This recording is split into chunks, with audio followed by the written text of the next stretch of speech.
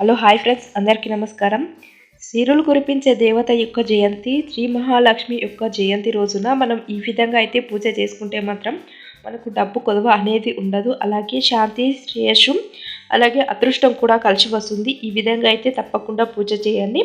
శ్రీ మహాలక్ష్మి యొక్క దేవత అవతరణ దినోత్సవం ముఖ్యంగా ఫ్రైడే రోజు వచ్చింది కాబట్టి చాలా స్పెషల్ డే ఈరోజు. అలాగే హోలీ పండుగ కూడా ఉంది కాబట్టి ఈరోజు చాలా మంచి రోజు కాబట్టి ఈ విధంగా అయితే పూజ చేసుకోండి. మీకు మొత్తం మంచి అనేది జరుగుతుంది. మనకు పూజకు కావాల్సిన ఐటమ్స్ వచ్చేసి మనకు అమ్మవారి విగ్రహం లేదా ఫోటో అయినా ఉండాలి. అలాగే పసుపు కుంకుమ ఉండాలి, అక్షింతలు, అలాగే పూలు, అలాగే తులసి దళాలు కూడా ఉండాలి. మనం నెయ్యి దీపం పెట్టుకుంటే ఈరోజు మాత్రం చాలా మంచిది. అలాగే కర్పూరం, అగరబత్తీలు కూడా ఉండాలి. పాలు, పెరుగు, తేనె, చక్కెర, నెయ్యి ఇలా పంచామృతం అనేది కావాలి మనకు అమ్మవారిని అభిషేకం చేసుకోవడానికి. అలాగే కొబ్బరికాయలు కావాలి. అలాగే నైవేద్యం అనేది పెట్టాలి. తీపి పదార్థం ఏదైనా సరే పెట్టుకోవచ్చు. అలాగే అమ్మవారికి మనం వస్త్రాలు కూడా సమర్పించుకోవాలి. ఈరోజు ఈ విధంగా అయితే పూజ చేసుకోవాలి. ఐటమ్స్ వచ్చేసి ఇవన్నీ మనకు పూజకైతే అవసరం అవుతాయి.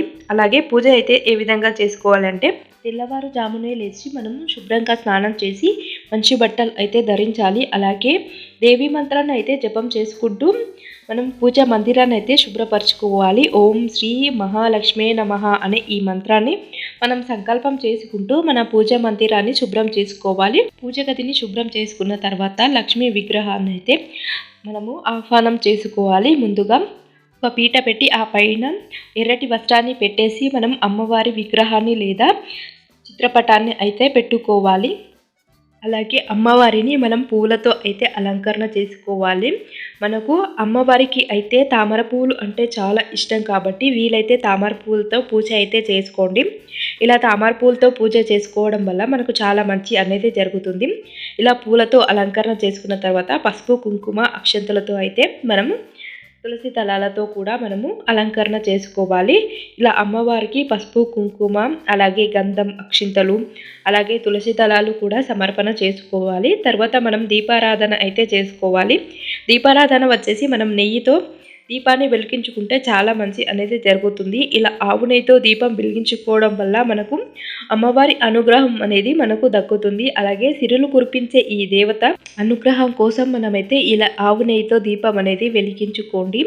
అలాగే ఓం శ్రీం హ్రీం క్లీం మహాలక్ష్మే నమః అనే అష్టోత్తరం కూడా చదువుకోండి.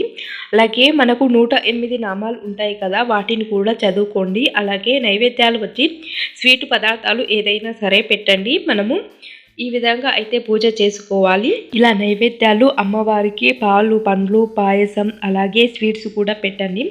అమ్మవారికి దానిమ్మ గింజలు అంటే చాలా ఇష్టం కాబట్టి మనము దానిమ్మ గింజల్ని ఒలిచి ఒక కప్పులో అయితే పెట్టేసి మనం అమ్మవారికి సమర్పణ చేసుకోండి. గింజల్ని అయితే వలిచి పెట్టాలి. అమ్మవారికి పండు అలాగే పెట్టకూడదు. దానిమ్మ పండు అనేది వలిచి పెట్టండి, చాలా మంచి అనేది జరుగుతుంది. అలాగే మహామంత్రం జపంని కూడా మనకు 11 లేక 21 సార్లు లేక 108 సార్లు అయినా జపం చేసుకోండి. ఈ విధంగా అయితే మొత్తం మనం పూజ అయితే చేసుకోవాలి. శ్రీ మహాలక్ష్మి దేవత అనేది మనకు ప్రధాన దేవతల్లో త్రిమూర్తుల్లో ఒకరైన విష్ణువు భార్య కాబట్టి పార్వతి అలాగే సరస్వతితో పాటు లక్ష్మీదేవత కూడా ఒకరు త్రిమూర్తుల్లో. ఈ లక్ష్మీదేవతను మనం పూజించడం వల్ల మనకు డబ్బు కొలువ అనేది ఉండదు. సంపద, అలాగే శాంతి, శ్రేయస్సు, అదృష్టం అనేది కలిసి వస్తాయి. ఈ విధంగా అయితే పూజ చేసుకోండి. అలాగే ఇది ఎవ్రీ ఇయర్ వస్తుంది. అలాగే వ్యాపారం చేసుకునే వాళ్ళైతే ఈ పూజను అయితే చాలా ప్రత్యేకంగా జరుపుకుంటారు. శ్రీ మహాలక్ష్మి దేవత కోసం మనము ఉపవాసాలు అలాగే వ్రతాలు కూడా జరుపుకుంటారు. ఈ రోజు చాలా మంచి రోజు కాబట్టి, అలాగే మనకు ఫ్రైడే కూడా వచ్చింది, అలాగే హోలీ పండుగ కూడా ఉంటుంది కాబట్టి చాలా ప్రత్యేకమైన రోజు. ఈ రోజు మాత్రం తప్పకుండా ఈ విధంగా అయితే పూజ చేసుకోండి. అలాగే మనకు ఈ మంత్రాలు కూడా చదువుకోవాలి. ఓం శ్రీ లక్ష్మీ నమః అనే మంత్రం కూడా జపం చేసుకోండి.